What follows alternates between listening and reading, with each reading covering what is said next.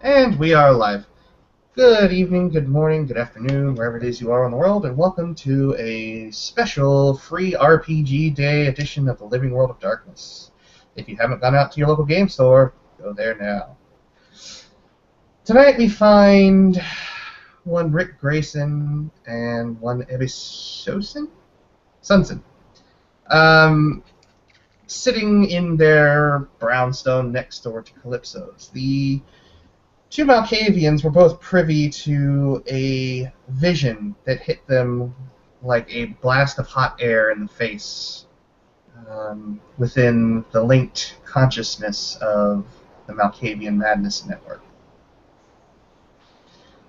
It was a rather prophetic vision of Kalypso's high-backed chair covered in sand, along with hyacinth flowers scattered all about it. The two are currently sitting within the Brownstone deliberating what they should do next, as they contacted Dr.Softly not last evening and have not heard back from him, oddly enough. It is here that we start our scene. Rick looks to Ebbe seriously. I think we should go over ourselves. It's been too long. I don't think anyone's there. I haven't seen any movement. I haven't seen anyone come in or out. And we're right next door. We don't know anyone else in the city. We need to find out who else is in our clan and who to tell about this. I thought you contacted someone, didn't you? I tried, but there was no one there. Huh. Well, looks like we're gonna do it ourselves then. Rick will go with Ebbe if he follows down the hall and out the Brownstone and down the street to Kalypso's building. All right. Ebbe will make sure he has both his umbrella and his knife with him. When they come to the door, they will notice that the door is oddly unlocked. When they basically investigate the door, I'm assuming that they would probably knock first and have no response and then move on from there. Upon entering in, if you guys want to make me your perception and investigation rolls, if you'd like to use Auspex, you may. All right. Perception investigation. Perception investigation, and if you have Auspex 1, which I think you both do, I think it lowers your difficulty by 2. I'll use Auspex as well, and I have 5 die. All right, rolling.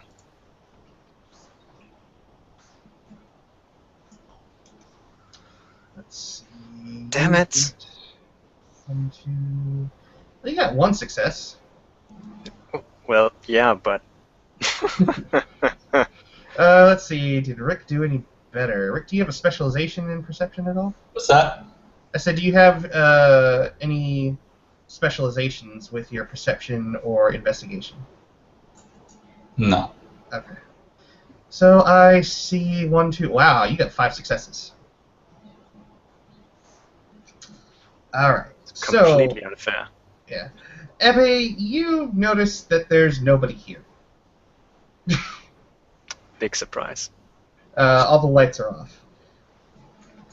Rick, you notice that the fireplace, which the entire time that you've been here, every night that you've woken up and looked outside, you can see the glow of the fireplace coming from her haven. Always. You notice that it is out. It is bare. And you will notice that within the main sitting room where you met her the first time, that her end table is absent of anything save for a single book. And most of the books on the shelves have actually been packed away. Rick will go straight up to the room where he met Kalypso the first time, and he'll take a look at the book on the end table.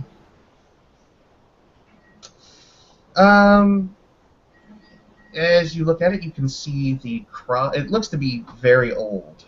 And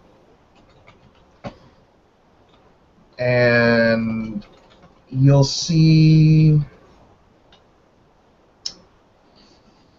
basically see that it is a Bible.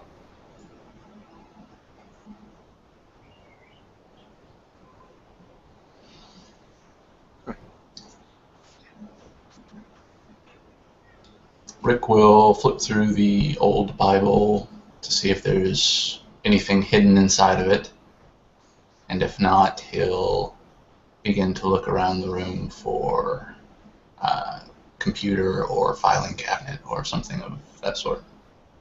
All right. What you see is a sort of one of the cloth or silk ribbons that act as a bookmark on these older books, and it is sitting on the Book of Luke, chapter 22, verse 21 seems to be not highlighted, but seems to be a particular interest. The words, "But behold, the hand that him betrayeth me is with me on the table."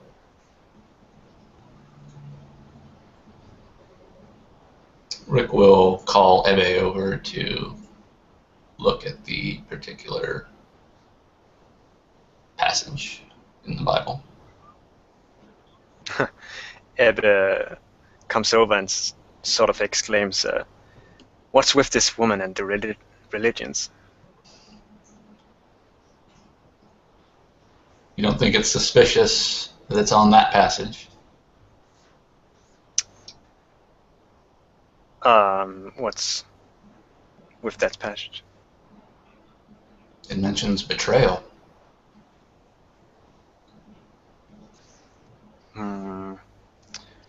Well, all we know is that she's not here. Let's not jump to any conclusions right away. Rick nods and looks around the room for other sources of information. Filing Give me cabinet. one quick. Can you make me another investigation roll, Rick? Yeah. Just investigation or perception investigation? Well, perception investigation. Yes.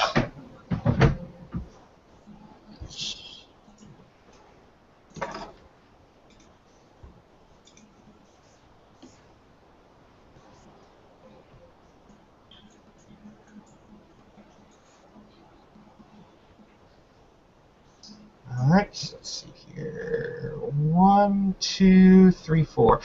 Alright, as you go to put the book down, you notice that a few something begins to rattle within the pages of the Bible itself. And it's only a few pages up from where you found it.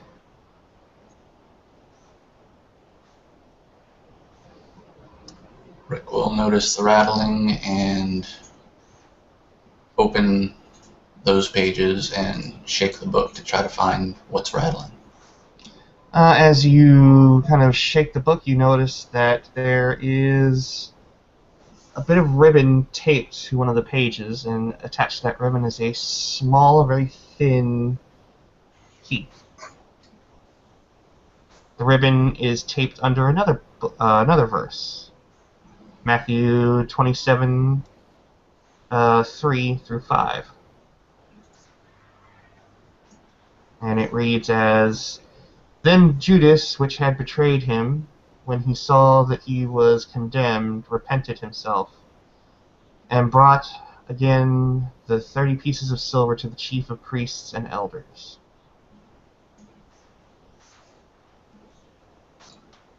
Rick will look to Ebbe and show him this passage, saying, "This can't be a coincidence."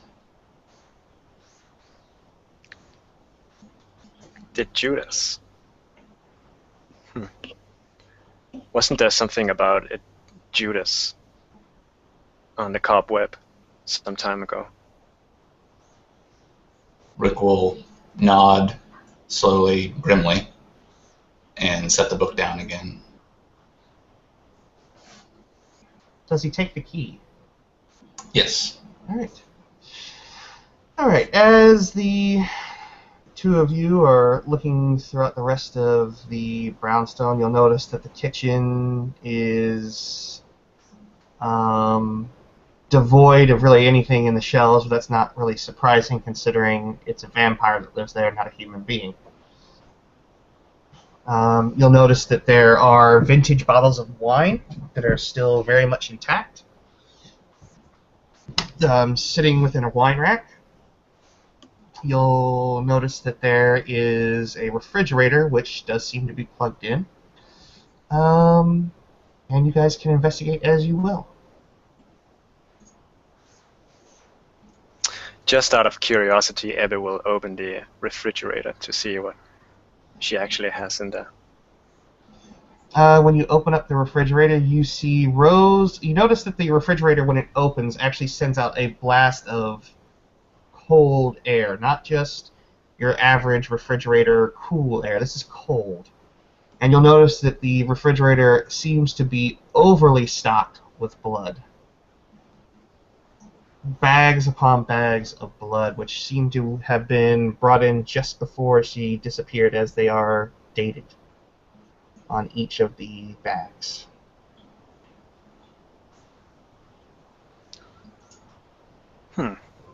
Rick will go over to the fridge and look at the dates on the bags, coming to the conclusion that she must have left these here intentionally, and therefore she must have known she was going to be gone.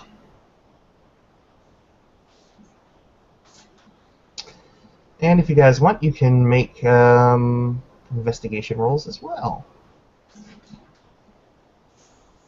Okay.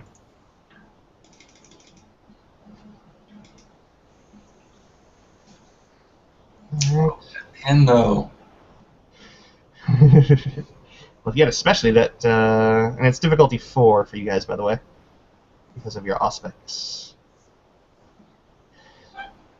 So you have 3 successes, Kyle and Ebbe. You can almost see the You can almost see the fingerprints on these friggin' bags. You've done so well. So 10 is 2 successes, right? If you have a specialty. Okay, so just 7. Yeah. So essentially what you see is you notice that on Ebbe and Rick, you only notice your name, but Ebbe, you can see names on each line, each rack of bags actually have the names on them for Ebbe and for Rick.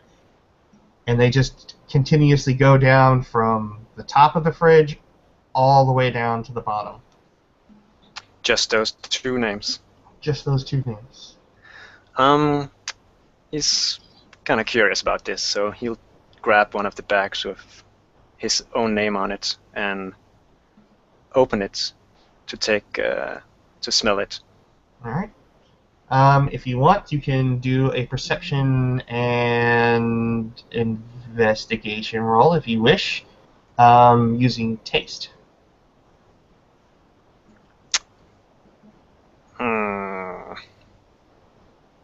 If you shall choose. No, he wants to smell it first. It's not just gonna drink something he doesn't know what is. Alright.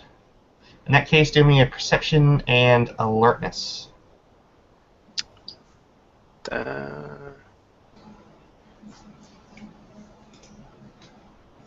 He's also still using auspics. Yes. So difficulty 4, yeah.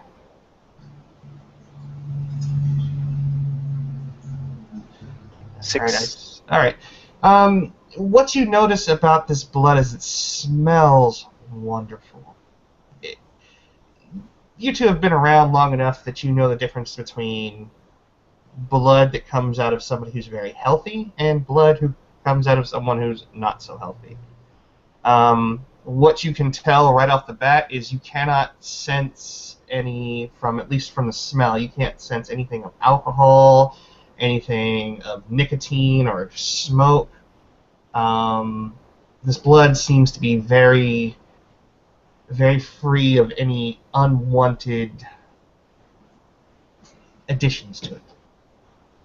And it smells like normal human blood. Oh, it does. It smells like human blood, yes. Report And Ebbe if it's human blood. yeah.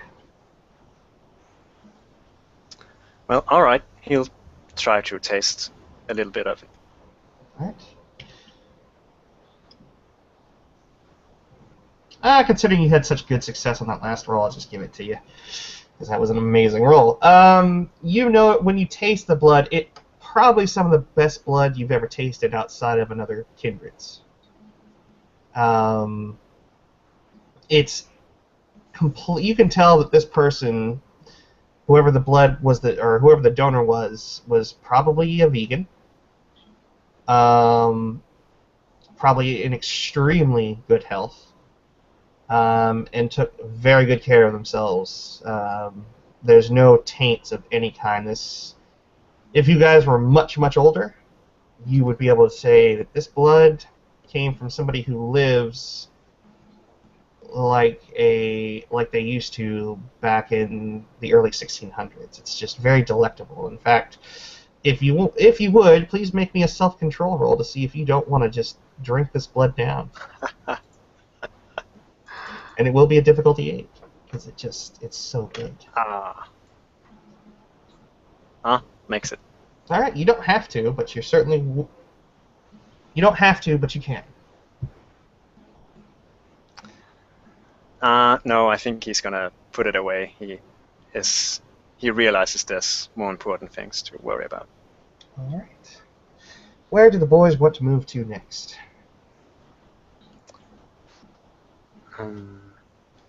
So we're in the kitchen now, right? Yes. How about we find where she sleeps? Try to, at least. Good idea. All right, because this place is laid out just like your brownstone that you're currently staying in. Basically, you know that most of the sleeping quarters are upstairs and downstairs.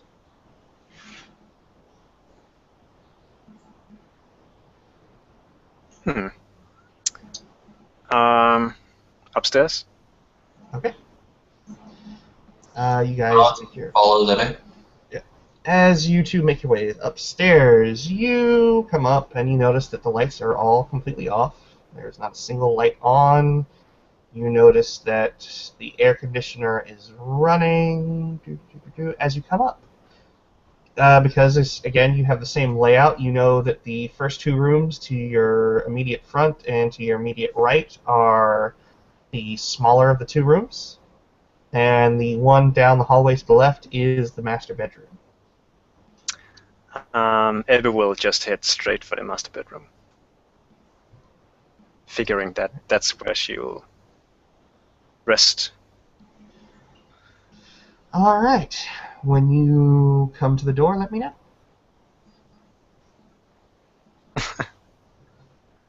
Well, we'll check the master bedroom.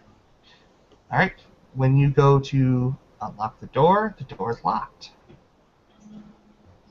Rick will use the key he found in the Bible.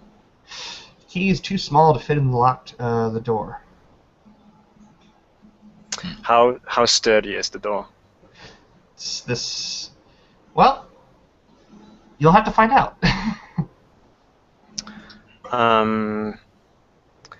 Ebbe will first try to see if he can break it up with his own strength, which I doubt. If that fails, he will boost his strength with blood and try again. All right, you'll need your strength and brawl to try and bust it open. Brawl? Strength and brawl. Brawl. A pitiful 2 dice. That's a 10. Well, you hit it. you ram your shoulder into it, and you almost go flying off of it because it's just that strong. You literally hit it and pretty much bounce off. It's a sturdy door, from what you can tell. All right. The rules for blood buffing is you can buff to 1 above your generation max, right? Yes. So he will use 4 blood points to buff it to 6 and give it another shot.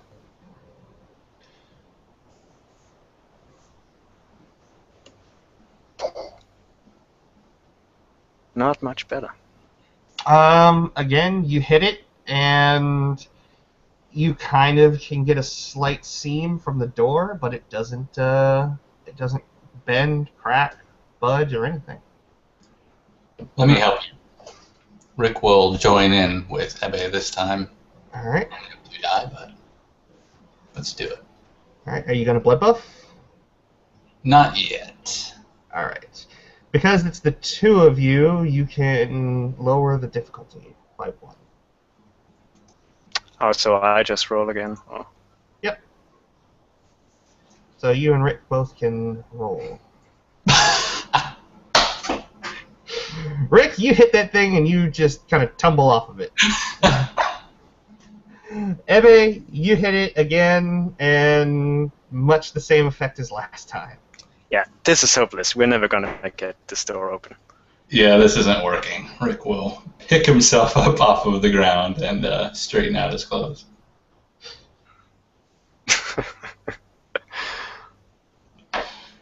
So. Alright, so let's try this smaller bedroom. Right. I don't suppose either of you has common sense, do you? No. Ah. Dang it. Okay. You guys go to the first smaller bedroom. When you go for now the I door, feel like I missed something completely obvious.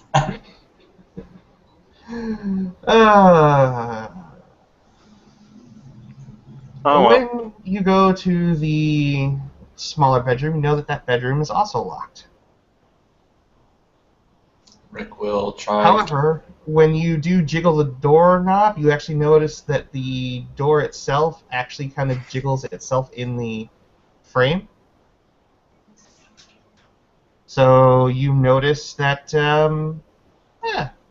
okay, this door may not be like the other one, which kind of makes sense if that is Kalypso's master bedroom.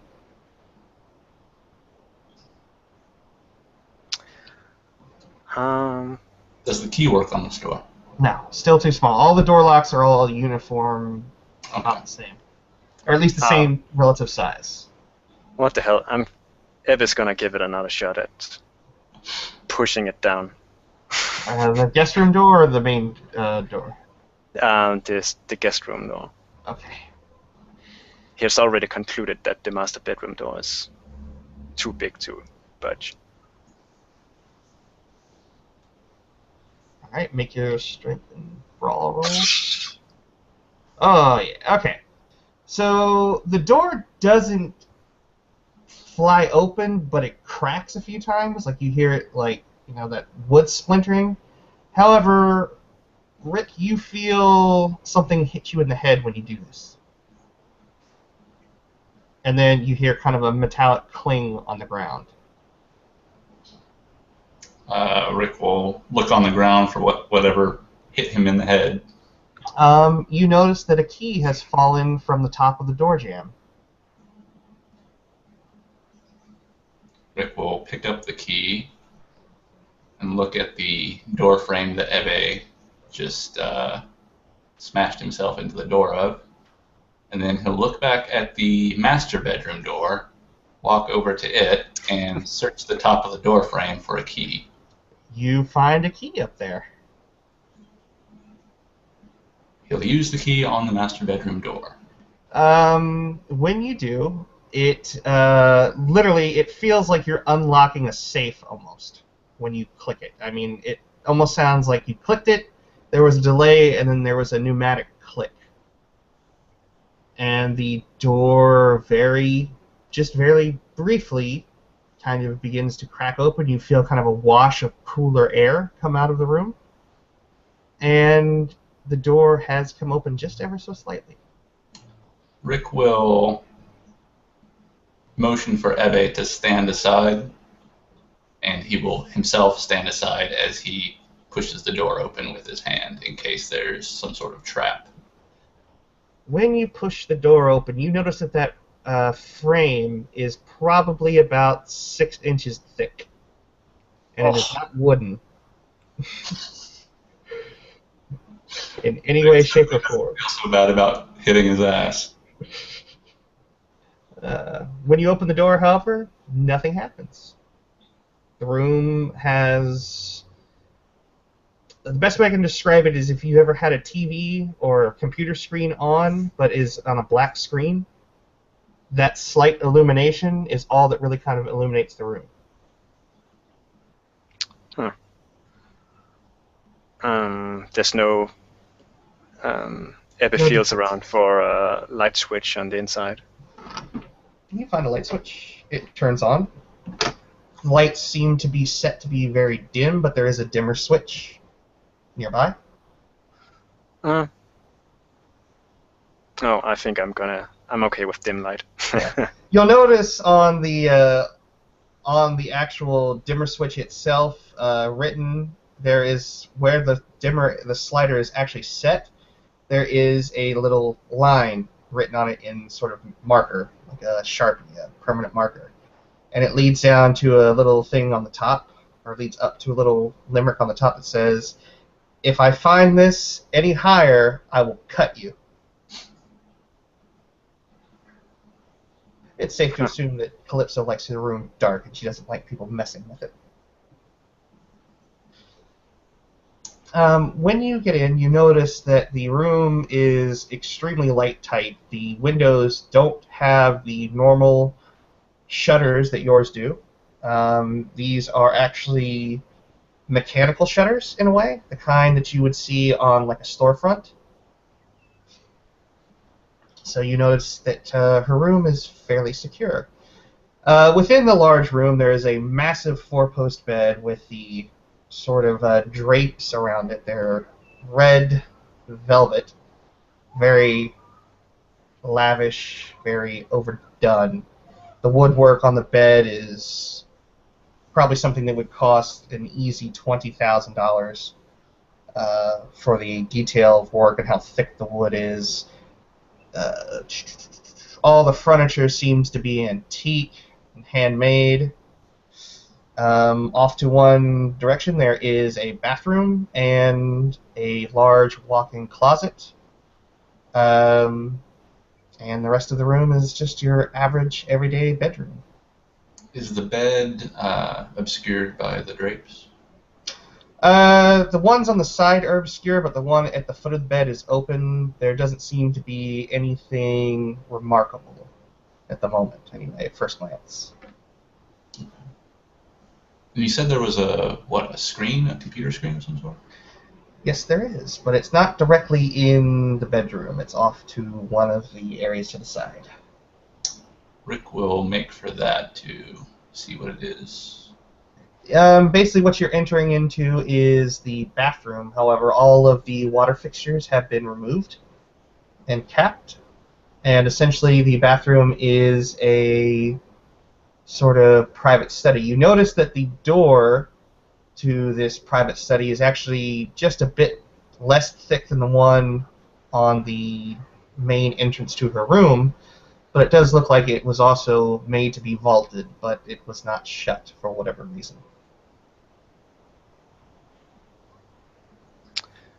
Ebbe will check out the bed more thoroughly, All right. just to make sure she's not underneath it or something. All right, do me your perception investigation roll, difficulty 4. Again. 8 dice. You said you were good at this. Yeah, but I keep rolling once. Let's see, how many did you get there? You still got a fair few. For one, you noticed that this woman gave you Target brand sheets, and she is sleeping on what appears to be expensive silk.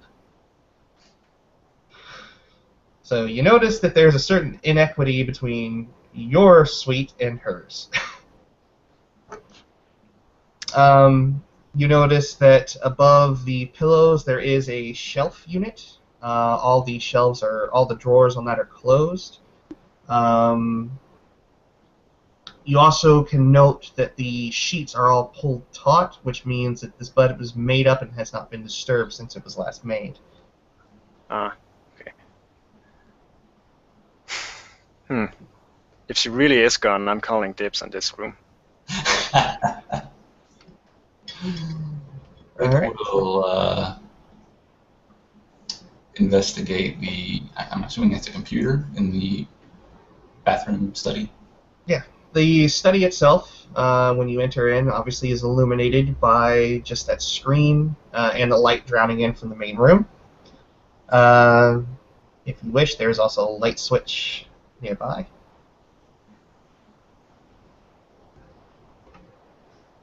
What does the computer screen display? It displays a little rose flower that keeps morphing into different things and then back again, bouncing around the screen. Screensaver.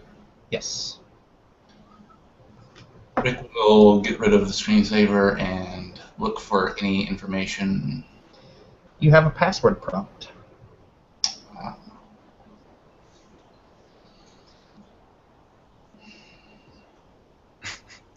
Hacking is a feat, isn't it?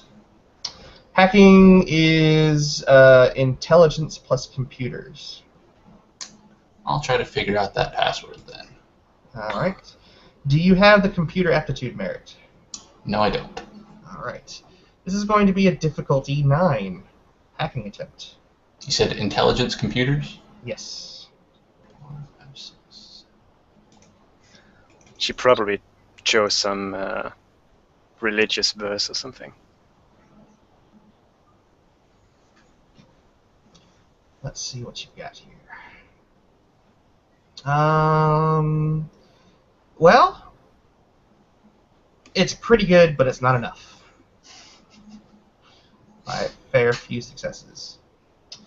You go through various passwords that you might think she had, but they keep going out, and it seems to be that this system really doesn't have any backdoors or network prompts that you can hit into from your usual tricks with hacking attempts. It seems to be that the system is fairly well secured.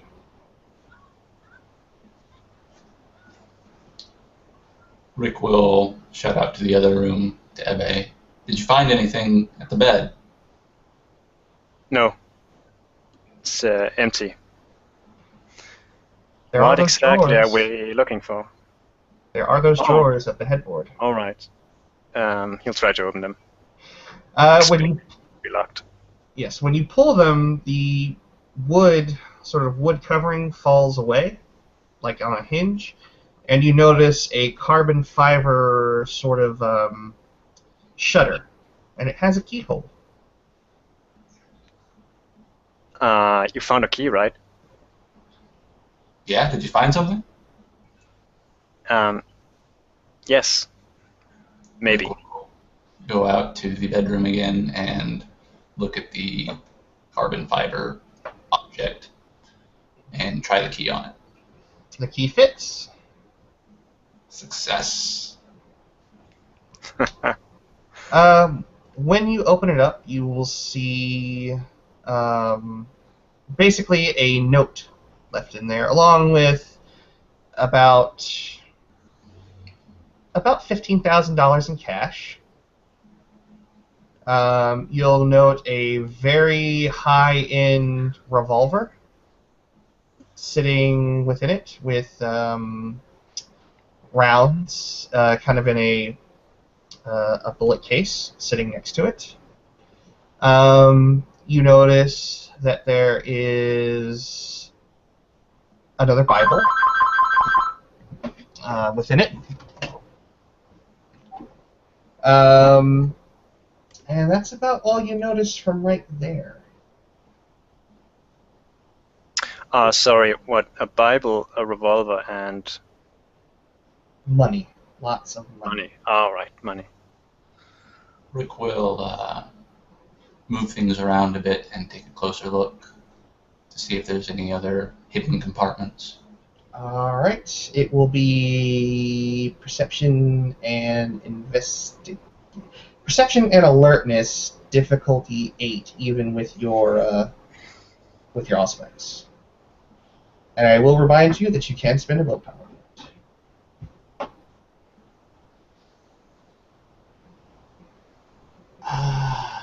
Yeah, I'll spend a willpower point.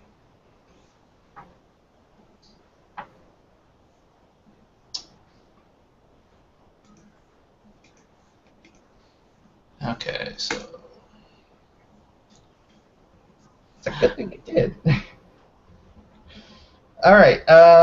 You're running your fingers over the bottom of this little spot, and you start to notice that there is a sort of small crease between the felt bottom of the thing. You notice that there is just a tiny little crease. It almost just thick enough for your fingernail to fit in.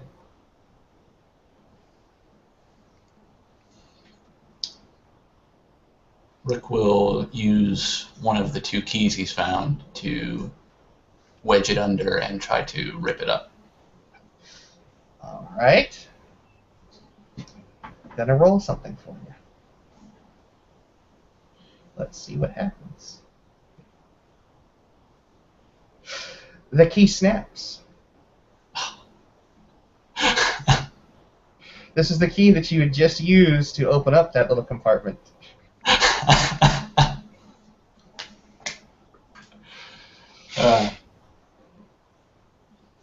Doesn't mean you can't use something else, but it does mean that likely if there are more locks with that particular key, you might be out of luck. Rick will try to recover the piece of the broken key and then look to Ebbe. And when you go to jostle it, you hear it kind of, you almost have it, you're getting it there, you've got it, you've got the end kind of stuck up, just to the point where you can kind of start to put a finger on it, and as you move it, you move just a little too far to the left, and then you hear the clink, clank, and then the loud ding as it falls about a good 1.5 feet into wherever this little hidden chamber goes to. okay, there's definitely something here. We need to find something to rip this up. What, you're just gonna destroy the bed?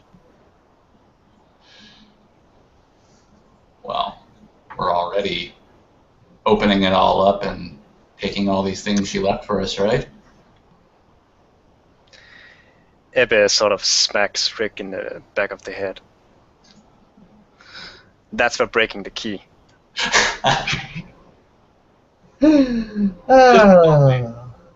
Let's find something to rip this up with.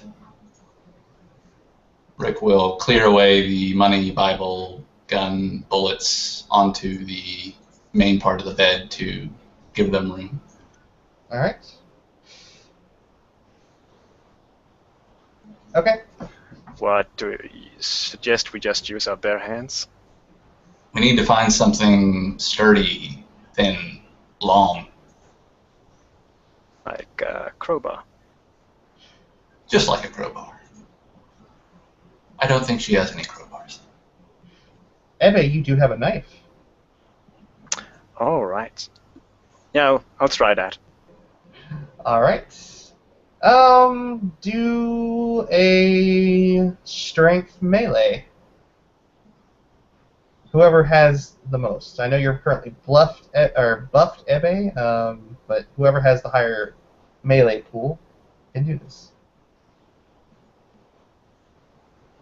That would be him. All right. How many did you get? What's the difficulty? The difficulty is 7. 1. 1. Well, it's not a failure, so your knife doesn't break. It doesn't budge quite a bit. Go ahead and try again. Yeah, maybe get yourself a firmer base on the mattress. Yeah, okay. He tries to support himself as best he can and give it a go. All right. Yeah, Yeah. one success. Not really budging. Rick, do me a perception and alertness roll. Perception alertness. Yep. Because Ebbe didn't get to hear this. 3. He's too busy doing what he's doing. Seriously, I have the super senses. I didn't hear it either. All you can hear is Ebbe going, yeah. Yeah, at this point it's pretty clear that he's not going to break anything. All right. At this point, you think that that little compartment probably holds something important into it, but you can't get into it right yet. So, why don't you guys start looking at some of the stuff you pulled out of there? Rick will take the Bible and look through it to see if there's anything hidden like the last one. Again, there are the ribbons in it, and they all seem to be in verses and chapters of the Bible that mention Judas by name. Seriously, what is it with this woman and Bibles? She has something about betrayal, but I don't know who's betraying whom. Anything else you want to check out? Rick will examine the gun. It's fairly cleanly oiled. Do you pick it up? Yes. All right. You hear kind of a rattle in the handle. Rick will try to fiddle with the handle to see if the side of it will come off or move. It gives a little bit, but it doesn't come off all the way. If you flip it over, you'll notice that there's a very familiar keyhole in the bottom of it. Yeah, Ebbe gives Rick another smack. However, this handle, the grip on this pistol, it's ivory, so it's fairly expensive, but you notice that it's probably fairly easy to pop open. You could try your knife on it. You won't have to roll for this one. Almost a shame, but okay. When you jam the tip of your knife and you kind of add a little pressure, the handle just pops right off, like it was meant to. And when you do, you'll notice that the grip is actually hollowed out in a very specific manner, and there is a flash drive inside the grip.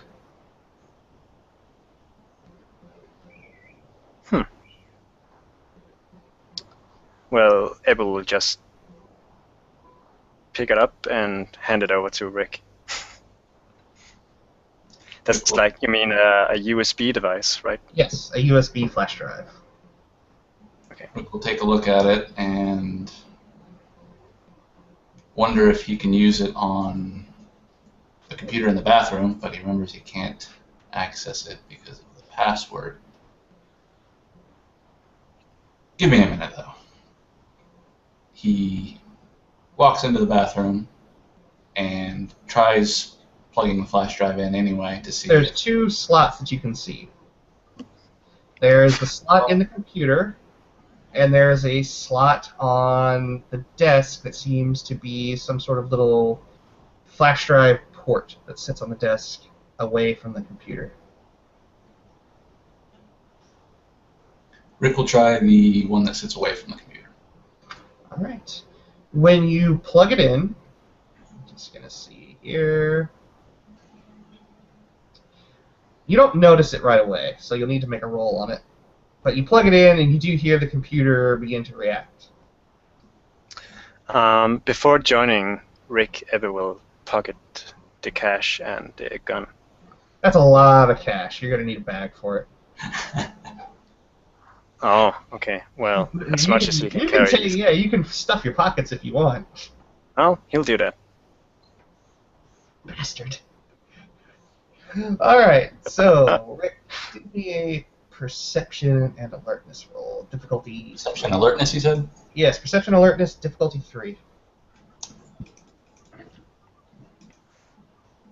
Hey. All right.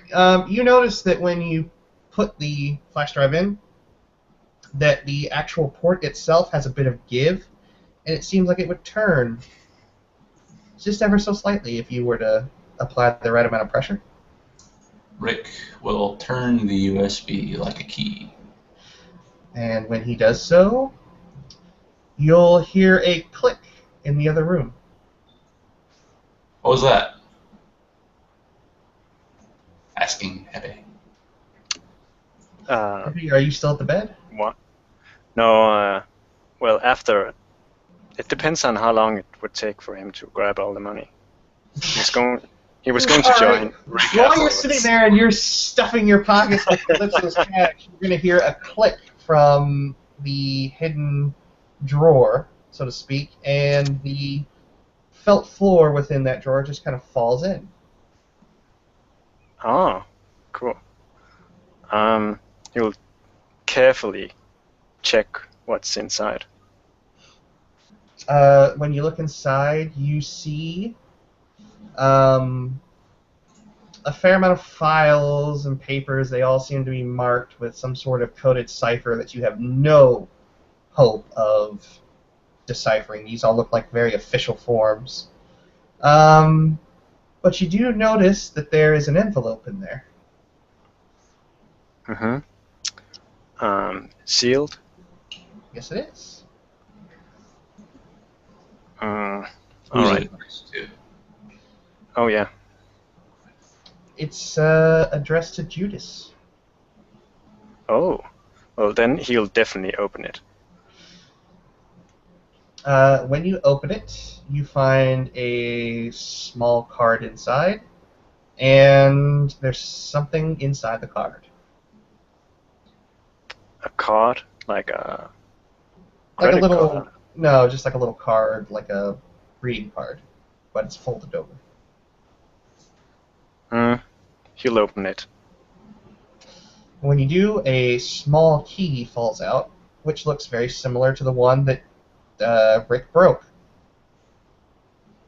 It's not the same exact match, though. There are some differences to it, but it's of the same make.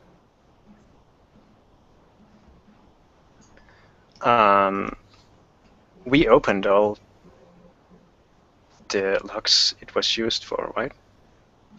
You don't know that yet. Well, better take it anyway. Yes. When you look at the card, again, it's more quotes about Judas. More and more and more.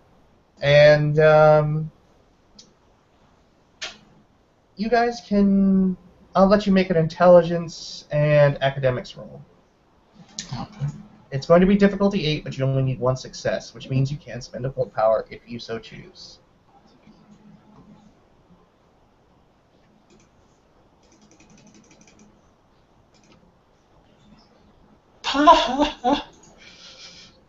No willpower for either.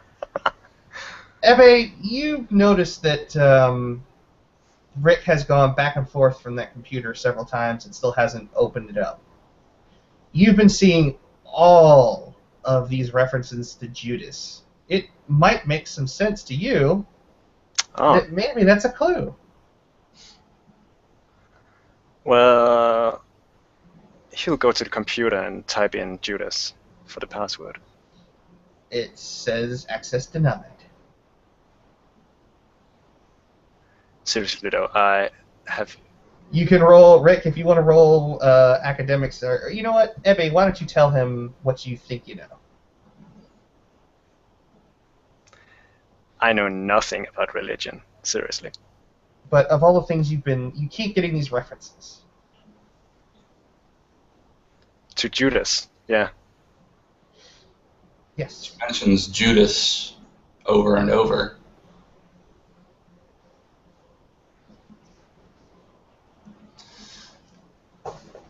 While Ebbe is back in the bathroom study, Rick will be scavenging what's left of the money on the bed. Okay. Bastard took some. Well, Ebbe is getting a little bit frustrated. He's never, ever read a Bible in his whole life. Well, there is that little Bible sitting there, back on the bed. Oh, and the card had a lot of Judas references. Yes. And the passages are marked by numbers, right? Yes, they are. Ah, okay, so he'll try and find all the numbers for the chosen passages. Put them in order. Maybe that's going to work. All right. The two of you can do a perception or an intelligence and an academics roll. The number of successes on a difficulty 7 will determine if you can crack this little cipher.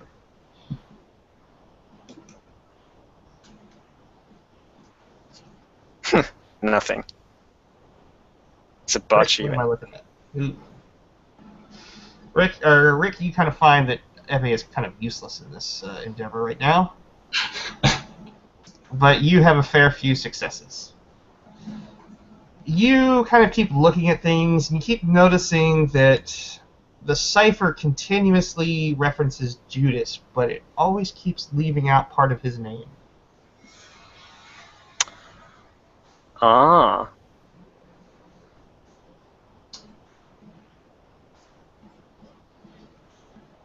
Rick, you have a fair amount of academics, correct?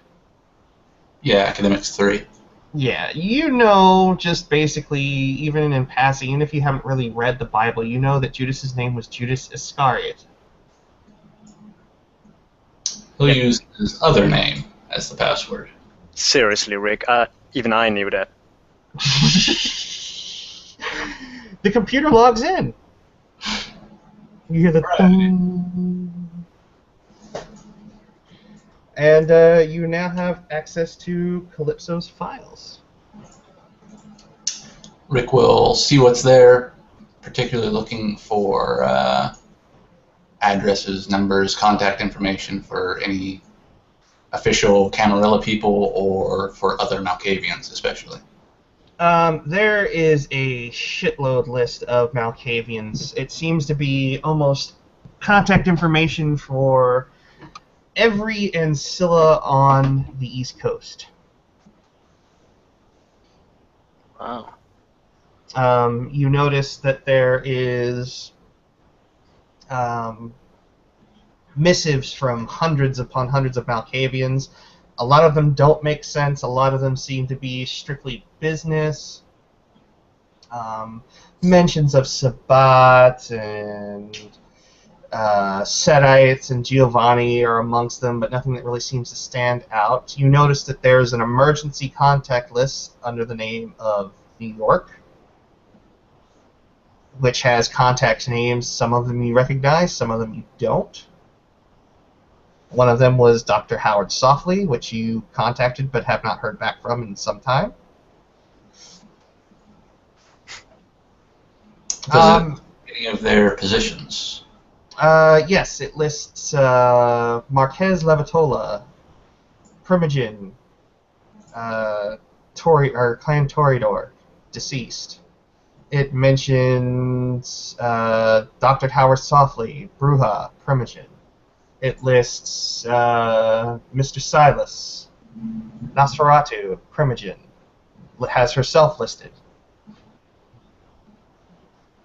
The Tremere is oddly blank, or it says Regent Valrion, deceased.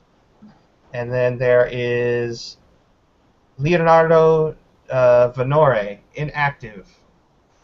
Frank Green, Primogen, or acting Primogen. Rick will put any phone numbers of the non-deceased contacts into his cell phone for safekeeping. Yes. As you continue down the list, Rick, go ahead and make me a computer roll. Intelligence and computer. Okay. 1, 2, 3, 4, 5, 6.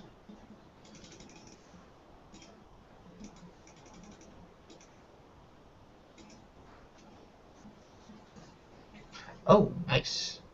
As you continue to scroll down, all of these things are just dated, and it seems all just mundane, day-to-day operations.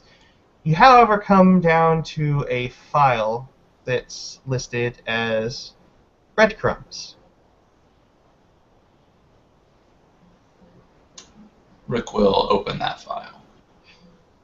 It is literally a mess of numbers and digits and characters and digits and letters and all sorts of things of that nature. However, using the cipher that you used to bring out the password in all of the references that you collected, you start to notice that there is a pattern. Attempt to decipher that pattern. All right. You guys have done enough investigation on this. You won't have to roll to decipher it. You continue to work it out between the two of you, and eventually you come up with a file name. Burning Sands. Rick will search the computer for the Burning Sands file. When it comes up, it is just a single file folder, and there's only two files within it. There is a video file, and there is a Word file. Oh, let's watch the video first. Rick nods and clicks the video. All right. You guys made it. The video itself takes a few moments, and then finally it cuts in, and you can see Kalypso's ghoul preparing a few things, walking about, as Kalypso is currently opening up a weapons locker, which you guys kind of glossed over, and taking out a sword and several weapons. Looks like she's preparing the hidden drawer that you have pilfered and stolen from. You notice that she is wearing she's not completely dressed, but looks like she's wearing body armor and dressing up at this point. And she finally makes her way over to sit in front of the computer. She turns to her ghoul. Are we ready? The ghoul just simply responds, yes, we are. And then Kalypso looks at the camera, and she begins to speak. If you've received this file, then you have undoubtedly either received the message that I sent to Mr. Silas, or perhaps you've investigated my home. I was born into the Sabbat. My sire was very much the same. My sire, Anton Thatcher, has been working for the Camarilla within the ranks of the Sabbat for the past 75 years. He, along with myself, have been working for the Camarilla. I am what you might call a double agent. The Sabbat currently trust me. They have Volderied with me. Passing themselves off as anarchs within this city, the Sabbat are trying to infiltrate, and they plan to destroy every last Camarilla vampire within the city. I have contacted my friends within the Camarilla, within our friends in the Assamite clan. And currently, 3 of theirs and myself will be meeting with them by the time that you have found this video. I'm going to set right many wrongs. Within this lockbox that you have found, there is information which I have gathered, and I hope that you will use wisely.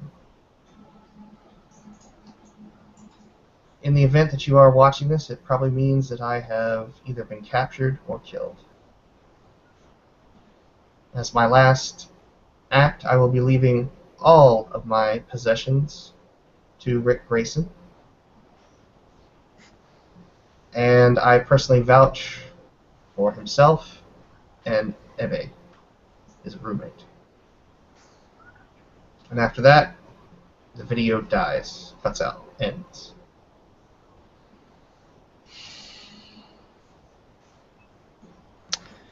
The camera was by the computer, right?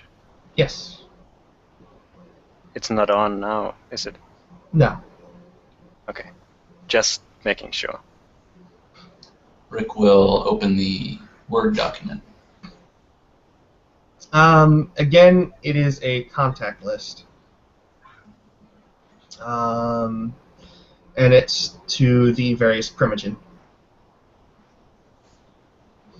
However, underneath Mr. Silas's name, there is a password, or not a password, but a phrase listed, and it's going to be apparent that it's a password now. It essentially is a Bible verse. Matthew 25, verse 3.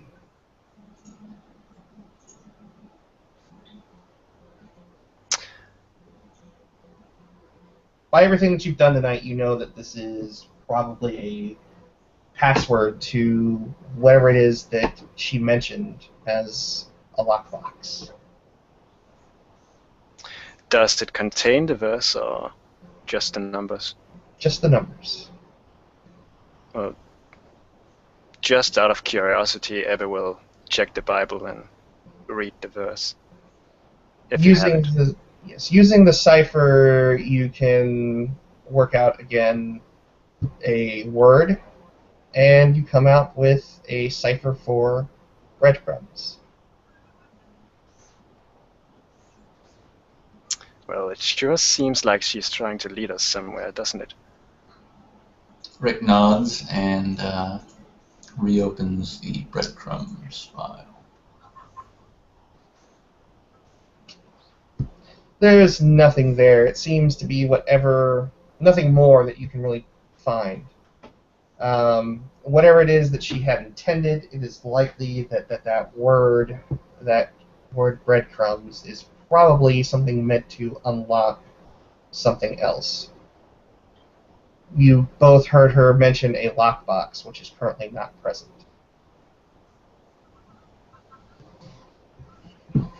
Rick will... Is the computer connected to the internet?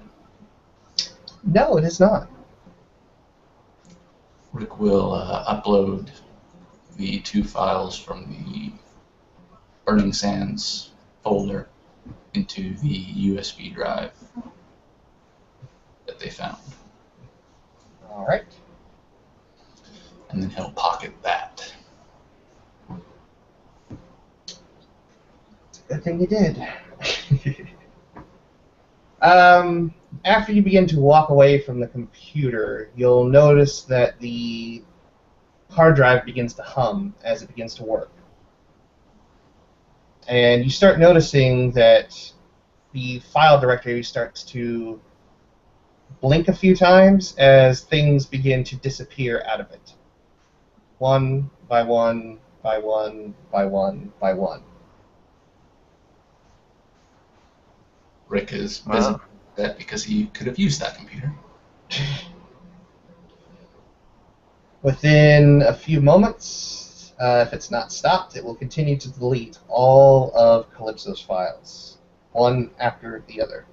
Well, Ebbe has no idea how to stop it, so he just kind of looks at it. Rick will rush over to the computer to see if there's any way he can figure out to stop it. You can use your intelligence plus computers. Okay. It's not going to be easy. I was kind of hoping you guys had computer aptitude.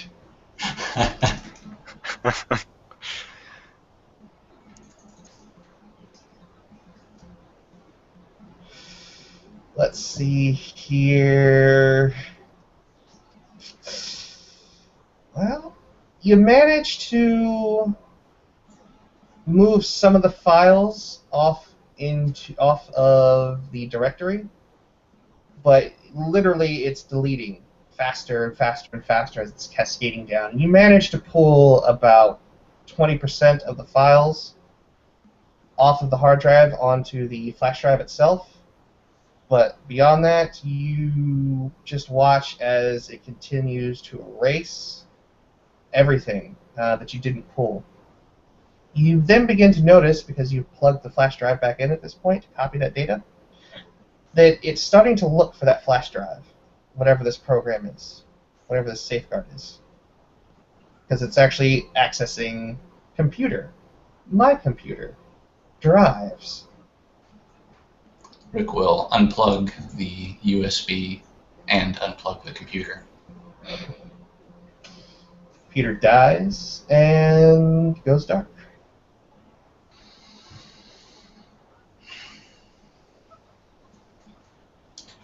Rick will look to Ebbe. Is there anything else we can look into here?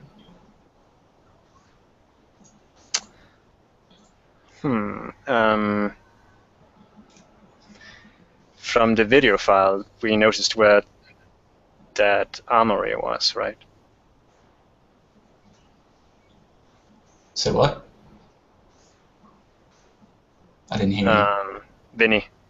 Yes, you did notice where the armory was. It's actually in one of the armoires. Okay. Alright. I'm just gonna go over there and check it out. When you open it, you will notice that there are about 3 carbon fiber or carbon folded katanas set up. They're very straight bladed. They're not curved like the other one. You notice the one that she had was actually curved and looked very lavish. You notice that there are some light protective vests hung up. However, they do seem to be sized specifically for her. You notice about 3 revolvers that match the other one. However, they don't have ivory grips. Various types of ammunition, hollow point, hard slug, fragmenting. You notice that there's 2 shotguns and 1 assault rifle. There are empty slots within the thing, however. Ebbe just stands there in stunned silence for a moment. Turns to Rick and says, "We're keeping this place." Well, we're going to have to call someone, and they're bound to come here. So let's take what we want first. Well, she did leave it to you, didn't she? Rick nods, but he's not sure how respected her word is going to be now that she's gone. Rick, you kind of noticed earlier that Ebbe had taken some of that money, and it was specifically left to you, as you found out a few moments later.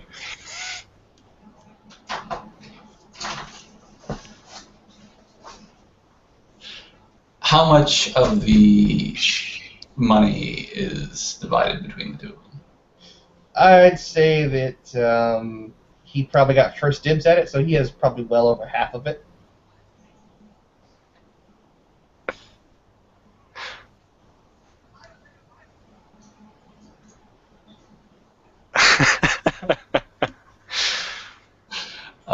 You rotten bastard.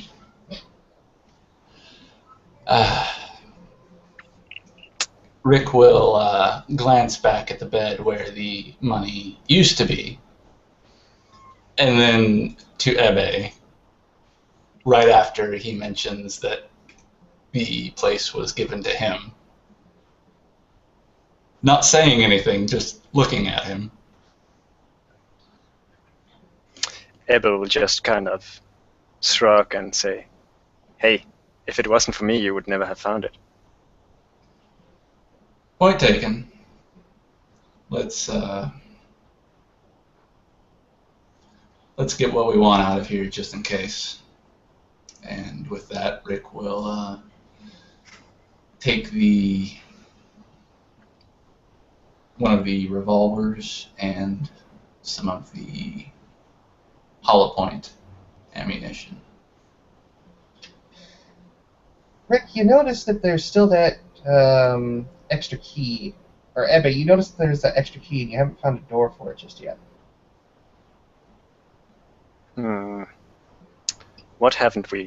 Where haven't we been in this house yet? Well, there's still 2 other bedrooms, but Rick will look back at the weapon case that they're currently looking through and see if there's any back panels or places to put a key. No. They're not. You can search that thing high and low, you can take everything out of it. Literally, it's just a weapons cabinet. Well, before they go on, Ebbe will grab one of these swords. As will Rick. Has no idea how to operate a pistol, so sticking with the melee weapon.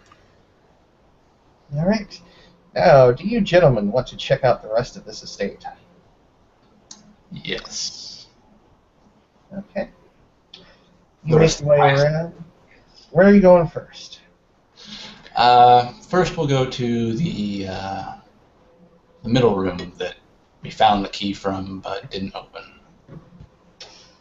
You open it up, and you notice that the room has, for all intents and purposes, been stripped bare. There's a weapons locker in there, but is wide open, and there is literally nothing in it.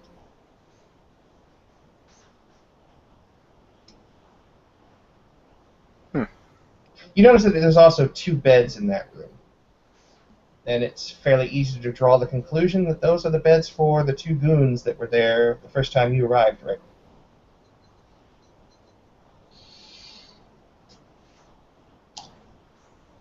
Rick will glance around the room to see if there's possibly anything that he missed before leaving the room to check the other. When you get to the other, you notice that the door is unlocked. It's your run-of-the-mill door. And it is literally a room with many... Looks like another young woman lived there at one point. There's still possessions and effects in this room. However, you notice that the closet is open. And the bed looks like it was sat upon and someone was hastily moving about on as it's made, but it is somewhat disheveled.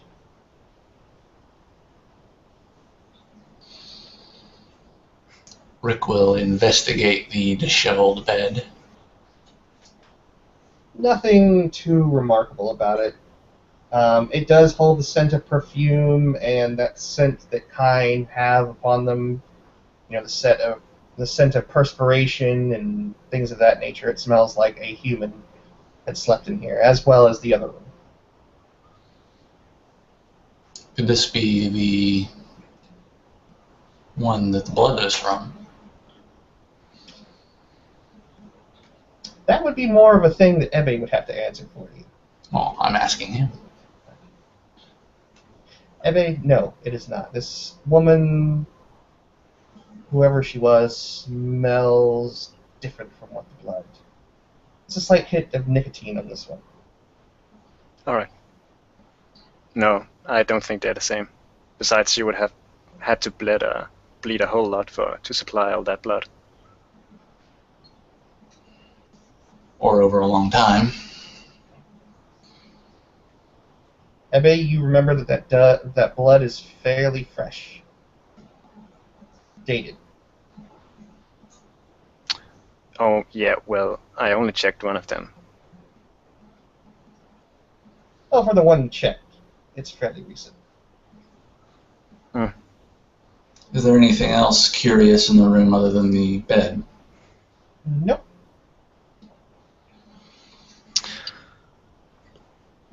So, about the refrigerator, do we really think we have to report this? I mean, the place. You already have the video file to show the prince or whoever needs to see it. Well, we need to tell someone about what's happened to her, but... Well, yeah, but do we need to bring them here? I prefer not to. You two gentlemen also remember that your apartment, your brownstone, has a basement. Oh, right. Let's check it out. Just to be thorough. Right. Rick will follow Ebbe down into the basement. When you come down into the basement, unlike yours, which is it encompasses the entirety of the walls and the foundation, and it's kind of made into a parlor, so to speak, in your brownstone. You notice this stairwell leads down, and like yours, there is on the back side of the house, there is a laundry room. However, almost 2 feet from this, or let's say 4 feet from the stairs, it is completely partitioned off with a very solid-looking wall and a very solid-looking door. You still have that key? Yeah, let's give it a shot before we try to break it down. Try to. Yeah. Ebbe will try to unlock the door with the key, see if it fits. Alright, it does fit, and it does turn. And just like Kalypso's bedroom door, it is a heavy door. But it opens outward, not inward.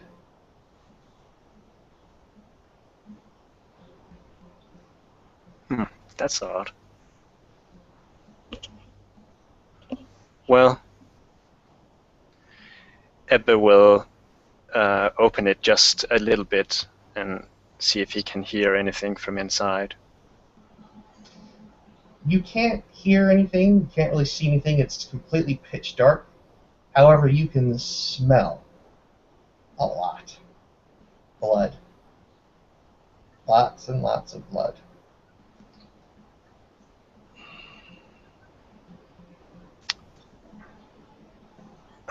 Damn it. Fresh or? It seems stale. It has a slight hint of decay within it.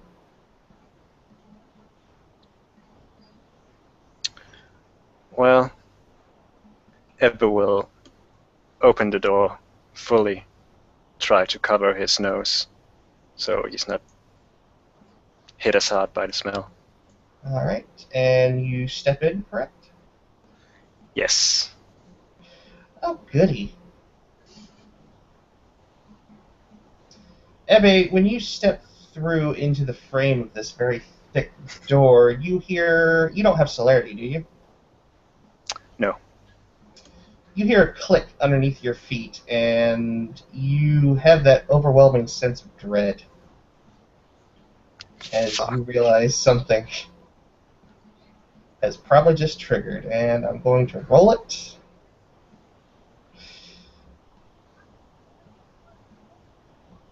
Let's see here. 1, 2, 3. I'll get 2 1s in there. So 1, 2, 3, 4. So that's 2, 2, 4, 6. So that's 5 plus 8. 1, 2, 3, 4, 5. 1, 2, 3, 4, 5, 6, 7, 8. 8 dice of bashing damage has just hit you. You can soak this with your stamina, obviously.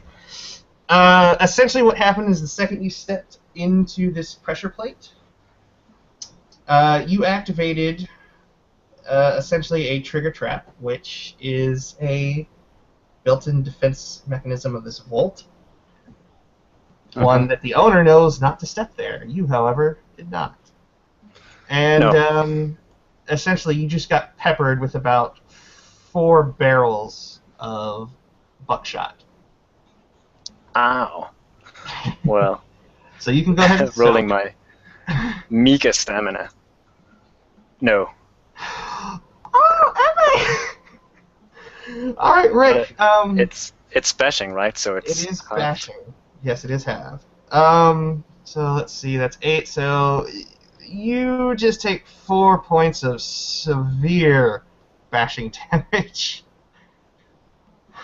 Quite literally, as you're standing there, Rick, you hear the click, and then you just hear the and you can just, in fact, you get splattered with blood as basically Ebbe looks like he's been thrown through a wheat thresher.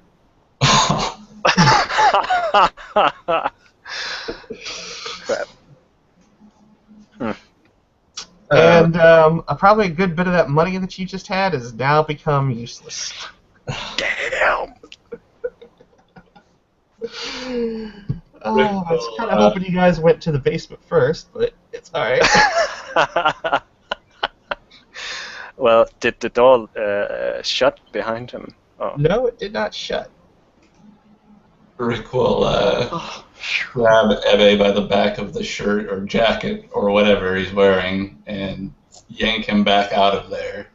When you pull him off the pressure plate, you hear the sound of essentially a mechanism and the sound of a ch-ch. And you hear 4 shotgun shells clamber to the floor outside or inside the vault. Yeah, sounds like it reset itself. Yep. But you know that the pressure plate's there. Rick will, And Ebbe, yeah, you're standing there, and you're probably in a fair bit of pain. Rick will set Ebbe down against the wall, telling him to stay there a second. And then he'll rush upstairs to the fridge, grab a couple of Ebbe's blood packs, including the one he opened already, and head back downstairs and toss them to him.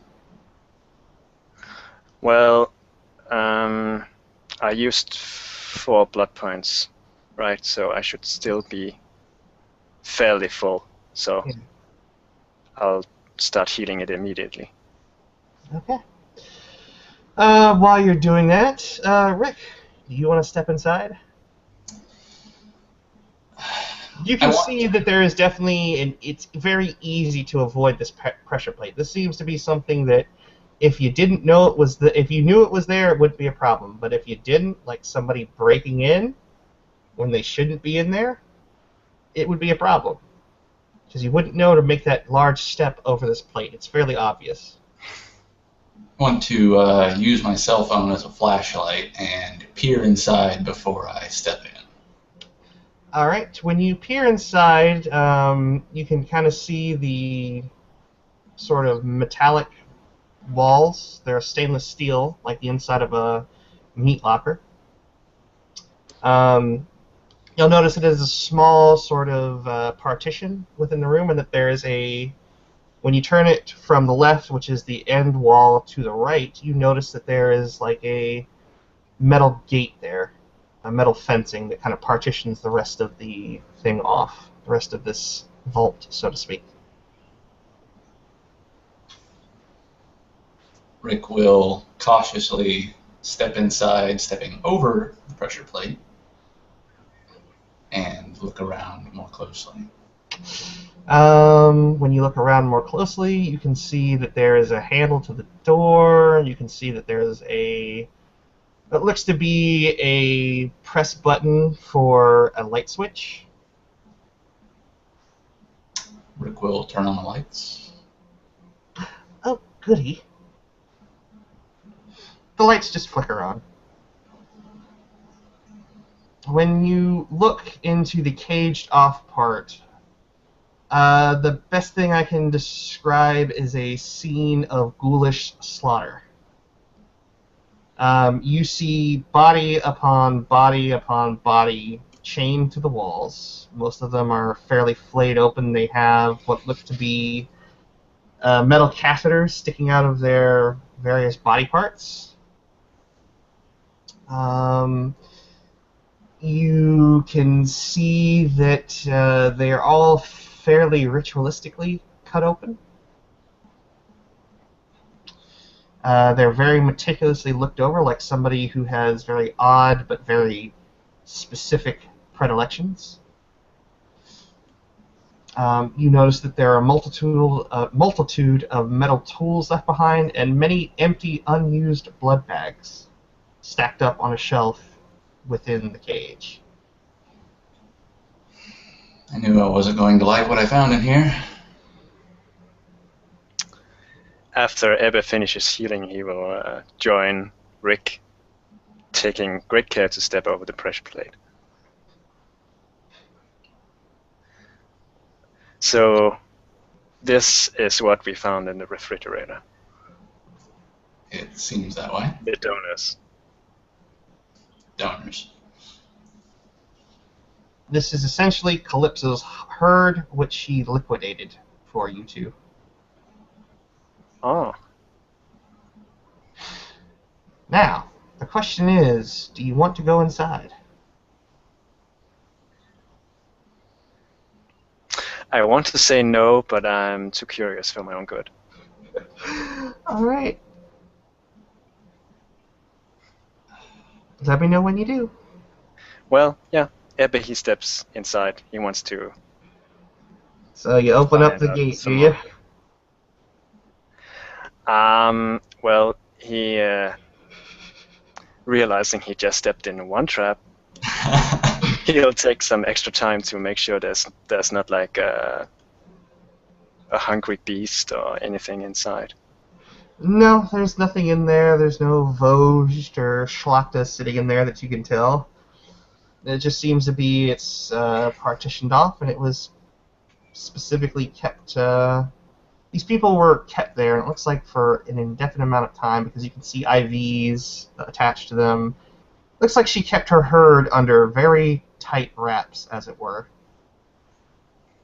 You notice that on the far end, however, where all of the chained bodies are kind of facing, there is a large high-back chair. Oh. Well, But you, using his... but you open the door? Yeah. Let's see here. How is this going to go for you? Oh, seriously. Again. 3, 4. 1, 2. No, that's not one. 3. Well, at this time it's only 8 dice that you have to worry about. Next time you go first, Rick. You take 1 point of bashing damage. As wow. These guns just go off again. These ones are all within the ceiling of the thing. You hear the blast as a pepper spray of buckshot comes down at you from above. All right, rolling stamina. Alright, yeah, you soak that. Just kind of the various pellets, they embed their way partway in, but they don't do much damage to you. And to that point, you probably realize that that is not necessarily something to keep... I mean, it definitely works to keep intruders out. However, you realize that this room is filled with kine, and kine can't handle shotgun shells very well. Uh-huh. So it's more likely to keep people in than necessarily out. Yeah. Ebbe stands there a moment in hesitating, swearing a little to himself. Something about strangling that bitch when he meets her. Before going in and investigating further.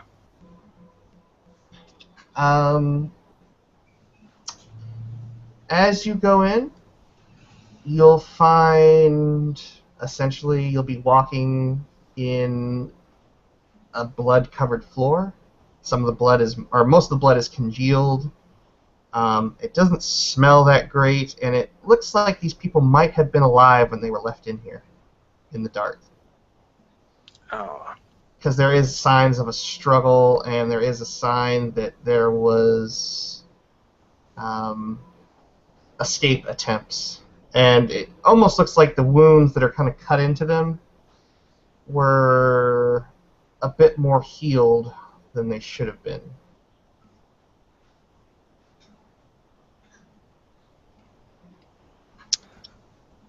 Damn. Well, they're dead now, right? Yes, they're all dead.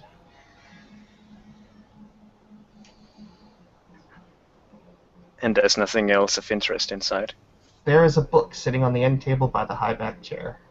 Oh yeah, the high back. Well, Ebbe will head straight for the chair. Mm-hmm. This time being extra careful not to step in anything. No, there's no traps on this thing. When you come over to the book, it is a fairly large book. It is a leather-bound book. And when you open it, it is filled with pages written, dating back quite a few number of years, several decades, actually. It is Kalypso's journal. Oh, nice. And there's not a whole lot of pertinent information to what's going on when you're writing in it. If actually it ends several weeks ago and there's no new information in there really that doesn't strike you as odd beyond what you're already dealing with.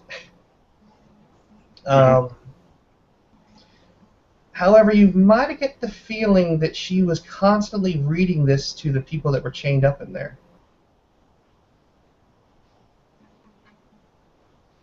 And if you want to do an investigation roll, I'll let you. Okay. With perception, right? Perception investigation, yes.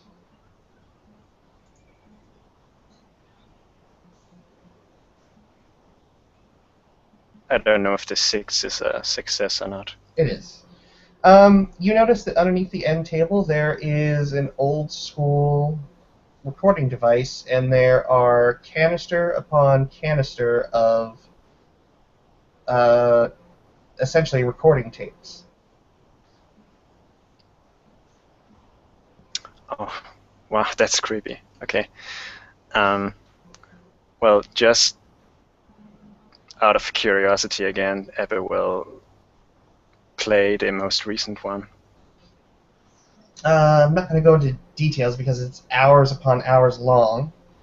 Oh yeah. But you hear slight moaning and slight groaning in a way that is conducive. You hear a proportionate number of male to female voices with the male and female victims that are chained. As Kalypso is literally reading her journal to them. Some of them comment, "We've heard this so many times before, please stop." And she seems to be reading it to them with such zeal. Like she's very enthusiastic, which is very different than what Rick and Ebbe have encountered with Kalypso. She seems to be very calm and very rationalized when she reads. And you'll hear after several hours of this tape play that she gets up and then she begins to converse with them. And she basically goes up to each one of them and asks, "Now you'll remember me always, right?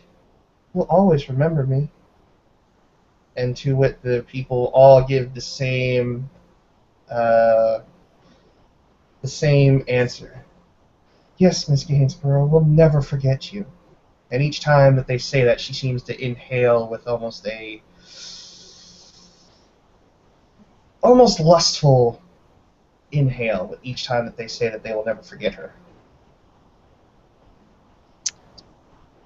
Alright, well, this bitch was quite clearly batshit crazy.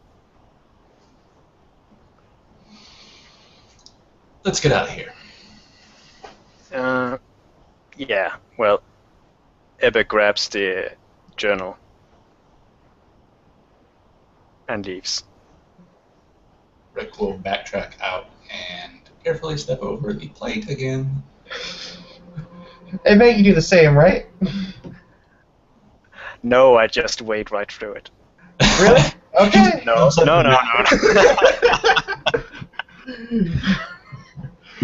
What not to do 101. Alright, as you leave without incident. You make your way back over to your brownstone, and we can end the scene there.